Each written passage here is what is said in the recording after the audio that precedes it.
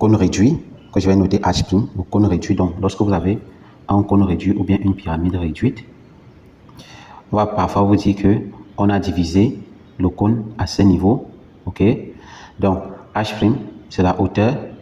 Ok, H', le voici, la hauteur de ce petit cône. Ok, donc H', c'est la hauteur de ce petit cône. Et H sera la hauteur du grand cône. Ok, donc H sera la hauteur du grand cône, comme vous pouvez le voir ici. Donc H' égale à, donc je vais écrire ici en bleu, K, n'est-ce pas? K ici est un nombre très essentiel, K fois H. Ok, K ici est le coefficient. Ok, c'est le coefficient de réduction. Voilà, voilà K ici est le coefficient de réduction. Et comme vous avez vu que j'ai écrit H' égale à K fois H là, donc si vous voulez calculer le coefficient de réduction, ça équivaut à K égale à H' sur H. Donc s'il arrive qu'on vous demande le coefficient de réduction, voilà sa formule. Ok, voilà, je vais écrire les formules qui découlent de cette formule là. Donc ici on aura par exemple les de la base ici. Donc je vais prendre A comme les de cette base ici, la petite de la pyramide au cône réduit, égale, c'est également pardon, ici c'est égal à K fois, ok, fois A.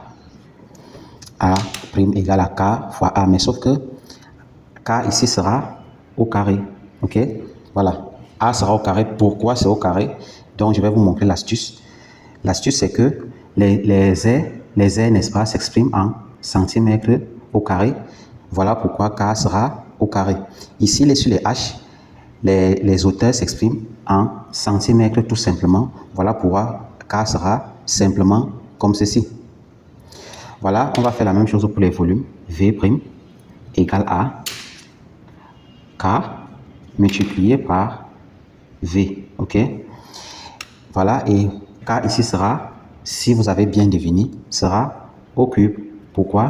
Parce que on considère que les volumes s'expriment en centimètres au cube. Donc, ça sera les centimètres au cube, les mètres au cube, les décimètres au cube. Ça dépend de l'unité qu'on vous a donnée dans l'énoncé.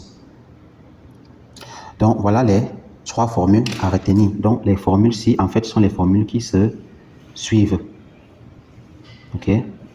Donc, voilà donc les formules à retenir. Donc, si vous avez tout oublié dans les pyramides et cônes, il faut au moins retenir ces formules-ci. Ça va vous aider lors